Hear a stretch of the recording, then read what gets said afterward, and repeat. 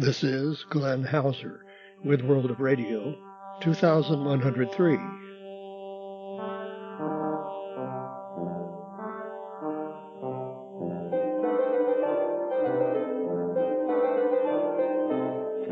World of Radio is a listener-supported public service program about communications around the world, above all shortwave. On this edition recorded September 9th, Afghanistan, Antarctica, Australia, Brazil, Canada, China, East Turkestan, Eritrea, Ethiopia, Guinea, Japan, Korea North and South, Macedonia North, Mauritius, North America, Portugal, UK, USA, Beacon of Hate, Havana Syndrome, and the Propagation Outlook. Standard disclaimer. First, some breaking news about new times for World of Radio on WRMI and new frequency, thanks to Jeff White, first noticed by our regular monitor Richard Lemke in Alberta, and then I checked the schedule grids and found all of the changes. UT Friday at 0330 on 5985. That's the first time I think we've been on this frequency, aimed southwest to Central America. And it'll be only the second broadcast of the week. After the first one, we always recommend you try to catch Thursday evening, UT Friday at 0130 on 5850 or 7780. Then UT Sunday at midnight 30 on 7730. That's aimed west-northwest, in addition to the same frequency where we've already been for quite a while, 24 hours later on UT Monday. But at that time, there are two additional frequencies, UT Monday midnight 30 on 9395 to the north-northwest and 9455 to the west-northwest. And those same two 9 MHz frequencies show up again, UT Thursday at midnight 30. Of course, you may find our complete schedule for all broadcasts on all stations via worldofradio.com. Furthermore, early September updates for our DX, SWL, and media programs listing, and Alan Rowe's World of Radio hit list, web links to stations and programs. As we've been reporting, the new Afghanistan International TV audio has been heard on 7600. But Ivo Ivanov in Bulgaria says they were testing an adjacent frequency, 7590 on September 3rd, via the transmitter site in Armenia between 0630 and 1400. Fairly good reception via remote in Russia. That was September 3rd.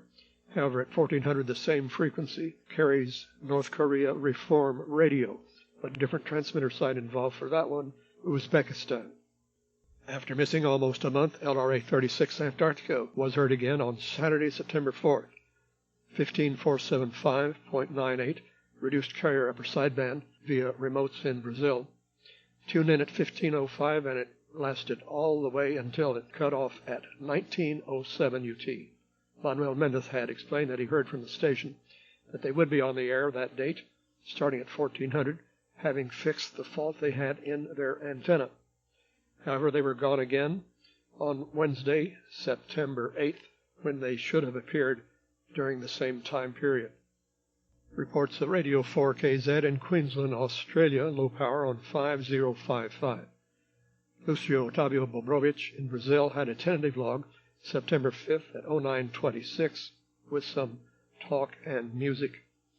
Ron Howard in California tuned it the next day, September 6th, until the transmitter went off at 45 seconds past 10:01 UT. Apparently controlled by a timer. Back on September 3rd, they went off at exactly 10:02. That is, cutting off 5 seconds earlier from one day to the next. Strange to hear a multi-pip time signal on the quarter hour, but I did, September 2nd at 0645 on 4885 from Radio Clube do Pará in Brazil. That apparently is characteristic of the network. It relays a lot. Rádio Bandeirantes. IDs for that followed. My local long-wave beacon in Enid on 341 kilohertz, EI, is still off the air, so there was no interference at all to 340, where I was hearing YY and a dash. That is, from Montjoly, Quebec, 2.76 megameters away, far beyond Quebec City on the Gaspé. That was September 4th at 0648.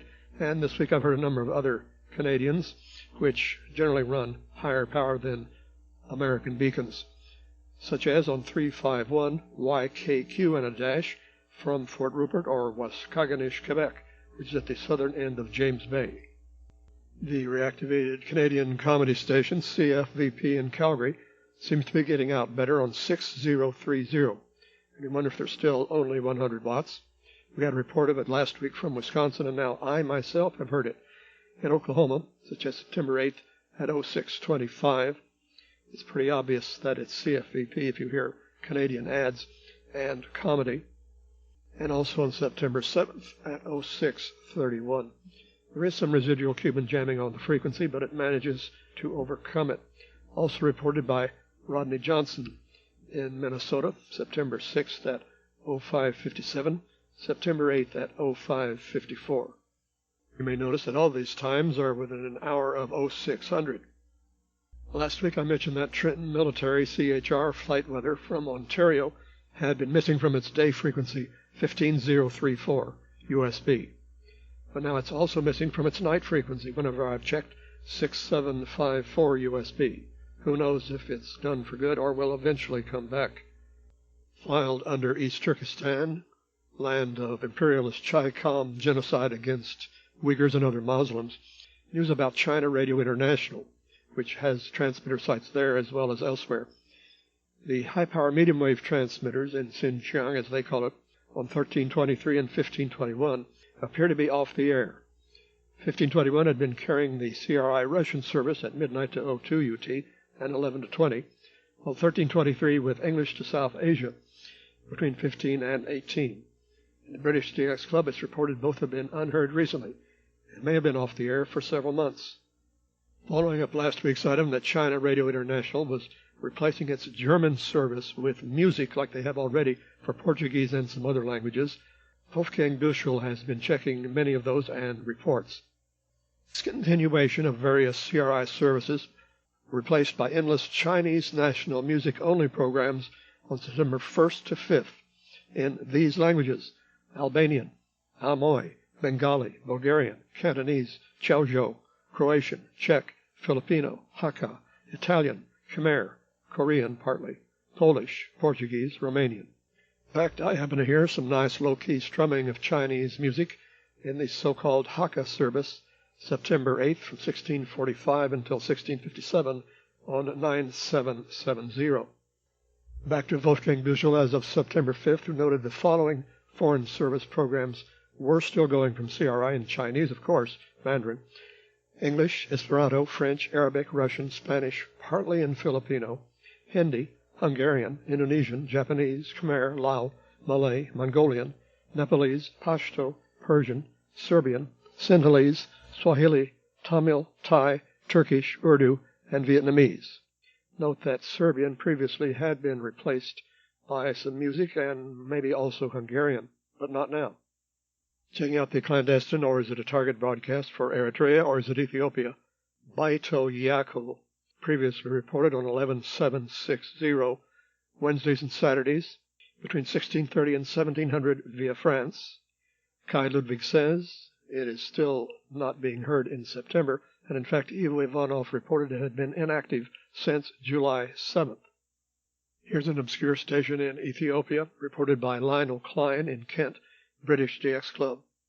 On the 10th of August, on 5940 at 1853, in Somali, Radio Diganka Somalida, via the site Jijiga. That's according to listings in the Aoki NDXC roster, scheduled on 5940 daily from 04 to 06, 13 to 15, and 18 to 20. Had several reports about this about a year ago, but I think it was decided that it was a mistaken ID for the off-frequency Brazilian instead. The World Radio TV Handbook had it as inactive as of a year ago, as Ethiopian Somali Regional State Radio, a government station, the same times except running until 2100. So the question is it really active now? An even more confusing situation is on 7110, where the European intruder watchers among the hams have heard a broadcast station, such as Saturday the 5th at 1821 with two songs identified as by Ethiopian performers until it went off at 1831, says Richard Lamont in the UK.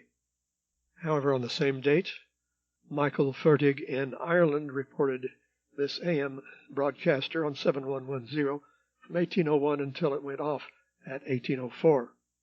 That forwarded by Harold Kuhl to the British DX Club. Torsten Hallman in Germany tells us, on September 7th, I clearly understood an ID for Ethiopia Broadcasting Corporation within a local language broadcast at 1718. And a few minutes before, there was a short switch to a kind of white noise like often used against Eritrean transmitters. Dr. Hans-Jörg Wiener in Germany, also listening on September 7th, 7110 from 1730. An unknown language, music elements pointing to the Horn of Africa, with ham interference until it went off at 1800. He noted that Voice of the Broad Masses of Eritrea was running on 7140, but not their other frequency 7180, spurring speculation that might be it, moved to 7110. It was also pointed out that Warsan Radio in Somalia had used 7110 in the past, but is currently active on 7750. According to Bruce Churchill, on Hardcore DX, Barry Bankston in Tennessee monitored 7110 at 0412 UT, Horn of Africa type programming. He wonders if it could have been Eritrea down from 7140. On September 9th, Wolfgang Büchel says VOBME 7140 started at 0359, while the 7110 station started at 0402. Radio France International boldly registered an 11-meter band frequency starting September 5th, 25800 for their Swahili hour at 15 UT. So I checked for it on September 5th, 6th, 7th, and 8th, and they were still on 21690 instead. But if they do dare to go up to 11 meters, they're all set. You may have heard the news, as did Joe in Buffalo, that there was a coup in Guinea-Conakry on September 5th. So that sends us to their only shortwave frequency, 9650, which unfortunately has been inactive or irregular for quite some time. I would not expect it back, and so far I have not heard it. But keep in mind 9650 for Guinea. Alan Holder on the Isle of Wight says NHK World Radio Japan has changed frequency for its Japanese broadcasts to the Middle East and North Africa via Germany at 17 to 19 UT. 9780 replaces 13690, and he says reception is much better for him. They start with 5 minutes of news and then a program of music, the content varying from day to day, mostly Western popular songs or Japanese music from yesteryear to the present. On September 5th, it started with music by Barusso Springstino, well worth a listen. Upon Asilomar State Beach, California, Ron Howard tries to monitor the low-power Japanese propagation research transmitter, JG2XA, on 5006 and 8006, but not heard on either frequency as of September 4th, so he contacted the station and got this explanation. The power was originally 200 watts, but now it's only 60 watts. But when he tried, they were off the air due to a planned power outage resuming on September 6th at 0630. Ron Howard has more exotica from Japan, actually Okinawa, on 8785 USB, Itoman Marine Radio. Heard September 6th at 1003 with a good signal and heard just about every day in Japanese. Presumably haul information of each Okinawan fishery ship. Takahito Akabayashi publicized this first. The call sign is JFE. Via kilohertz, megahertz, and gigantic hertz. World of Radio 2103. A non-commercial service, as is our website, worldofradio.com. No new thanks to acknowledge this week. Contributions may be sent via money order or check in U.S. funds on a U.S. bank to Glenn Hauser, P.O. Box 1684, ENID OK 73702, or not necessarily in U.S. funds via PayPal to WORADIO@yahoo.com. A tip for rational living: check out michaelmoore.com and look for his essay entitled Bin Laden Won. Really some food for thought.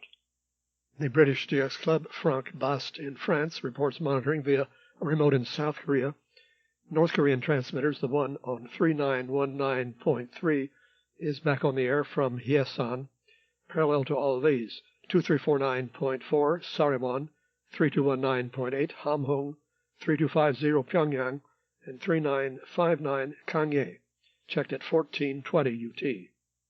As of Monday, September 6th, Ron Howard says neither of the clandestines from South to North Korea changed frequencies, as at least one of them would do almost every week. So, Echo of Hope, or VOH, 3980, 4885, 5990, 6250, 6348, and 9100, checked at 1012. While Voice of the People was on 3480, 3910, 3930, 4450, 6520, and 6600, checked at 1015. On September 7th, he was surprised to hear live sports coverage via this clandestine Echo of Hope on 9100 after 11:05 UT, presumably the football match of South Korea versus Lebanon, qualifying for the World Cup. There's another clandestine for North Korea, but transmitted from Taiwan, National Unity Radio on 9475 between 1200 and 1458. Ron recommends checking out the brief Chinese language lessons on weekdays about 1245 and 1445 UT. I've also been hearing it before 15 UT as long as WTWW is not active on 9475, which is usually the case except on Sundays. British DX Club, Ruben Pankov in Bulgaria, reports on August 23rd that Radio Skopje in Macedonian North on medium wave 810 has been off the air since the 14th of August. You may recall that this was originally a 1 megawatt transmitter or even more. Not so much lately. Georgi Bansov in Bulgaria explains a substation of the Ovtse Pole transmitter site was damaged in wildfires in August, so unknown when they will repair or replace the substation. Via shortwave bulletin, Victor Gunatelika in Sri Lanka reports hearing on 1575 kilohertz after VOA Thailand signed off at 18 UT, he heard a faint BBC World Service signal, which must have been coming from the 2 kilowatt transmitter on Mauritius across the Indian Ocean. North American pirate Mix Radio International EQSL'd my report about them on last week's World of Radio when they were playing classical music. They say it was amazing how many liked the classical music mix. We will do it again. In fact, I've already been working on putting another one together for Thursday, Friday, or Saturday evening, September 9th, 10th, or 11th, around 22 UT, if propagation is good and band noise is low, and try to use the 43-meter band. The Antichrist pirate station YHWH has been showing up in the mornings on the 31-meter band. Rick Barton in Arizona caught him on 9630 before, and now on 2 other frequencies, September 5th on 9700 from 1703 past 1750, and on 9720 September 7th from 1440 until 1630. Walt Salmon in BC, Eric Fetters-Walp in Washington State, and I also heard the 9720 broadcast. The British DX Club, Luis Carvalho, reports that RTP Portugal has reactivated its Antenna 1 transmitter on 756 kilohertz. Good news for medium wave in Portugal, but it's only 2 kilowatts. Bruce Churchill and Dan Robinson note that a remote in New South Wales, Australia, is getting amazing reception from the reported 100-watt transmitter of Warsan Radio in Baidoa, Somalia, heard at 1510 UT in parallel with their web stream. That's on 7750. Richard Langley in New Brunswick says, driving home the afternoon of Saturday, September 4th, I switched to BBC World Service via Sirius XM for the news just after 1830 UT, but heard classical music instead. It turned out to be the Proms on BBC World Service, at least highlights from the UK's greatest classical music festival. John Filiozzi replies, I remember a few years back it became almost a full-time news service, but the World Service has been gradually returning to a more full-service tenor since then. Hope they keep it up. Meanwhile, we have only until October 10th to hear as many of the prom concerts as we can squeeze in on demand from the BBC Sounds website. Or all of them live, of course, on Radio 3, mostly in the local evenings. On WBCQ, September 4th UT, Alan Weiner reported on Worldwide that the $245 kilodollar plate amplifier replacement tube from France had arrived, and Continental would be coming the following week to test it before installing in the Superstition. The crate alone must have cost over $1 kilodollar. Since at least September 7th, I've noticed 9330 has been missing. I guess they're working on bringing it back. WBOB 600 in Jacksonville, Florida, ran a last-minute DX test, UT Saturday, September 4th, from 0400 past 06 UT, as they were also doing some maintenance, running their day power of 50 kilowatts and day pattern, and it was widely heard across North America. Many of us had already heard them on a previous DX test in January 2016.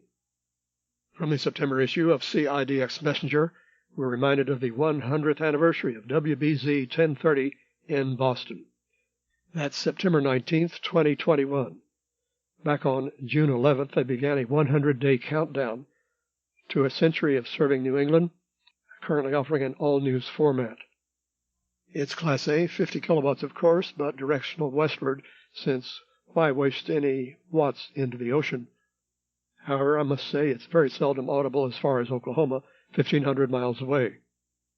A story in Radio and Television Business Report quotes Alan Chartrand, market president of iHeartMedia Boston, for a station to broadcast for 100 years is nothing short of amazing. Nevertheless, I know that some astute DXers in the Boston area are able to phase it out and DX even South American stations on the same frequency. The story mentions that there's also a station in Port-au-Prince, Haiti on 1030. ARRL via Southgate also says 2 local radio clubs will be commemorating the anniversary with a special operating event starting at 13 Zulu, September 17th, and ending at 04 Zulu, September 20th. Something very strange brought up by our New World of Radio IO group member Steve Yates, AA5TB in Fort Worth, Texas. It's about what he calls the beacon of hate. Over 21 years ago, I started receiving a mysterious CW beacon in slow Morse on about 10,106.4 kilohertz.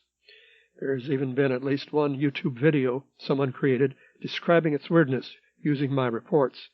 It's been over 20 years since I had last heard it, but now I'm hearing it again, as of September 4th.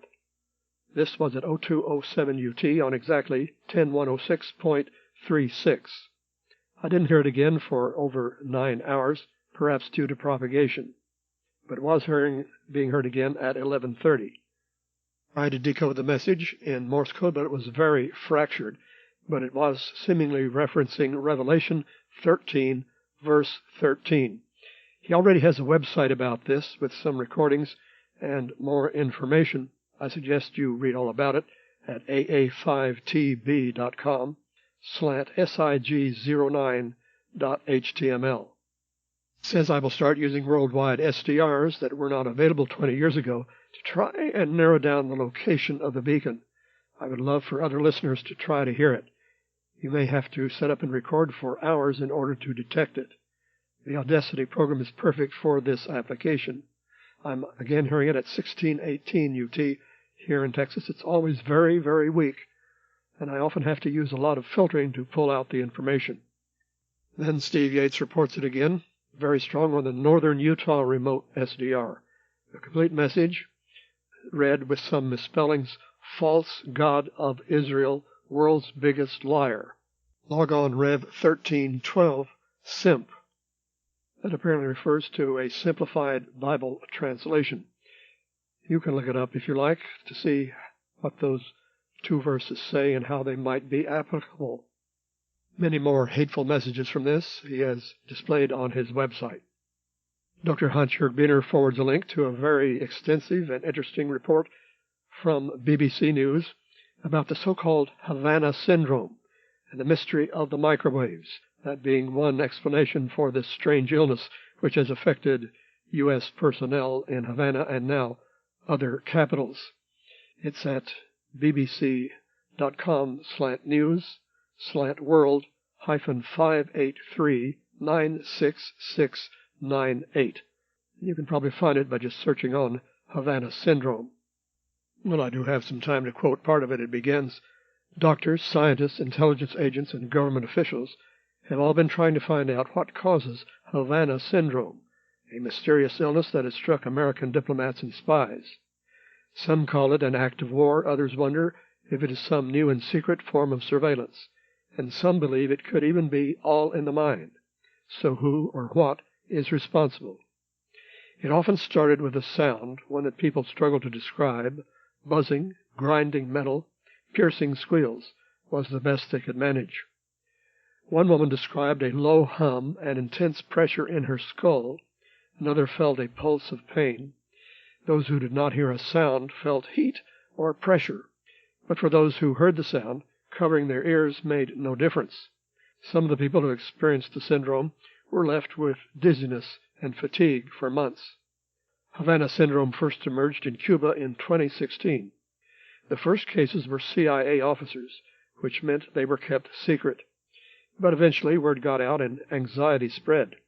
26 personnel and family members would report a wide variety of symptoms.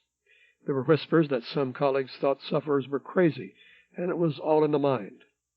5 years on, reports now number in the hundreds, and the BBC has been told span every continent, leaving a real impact on the U.S.'s ability to operate overseas.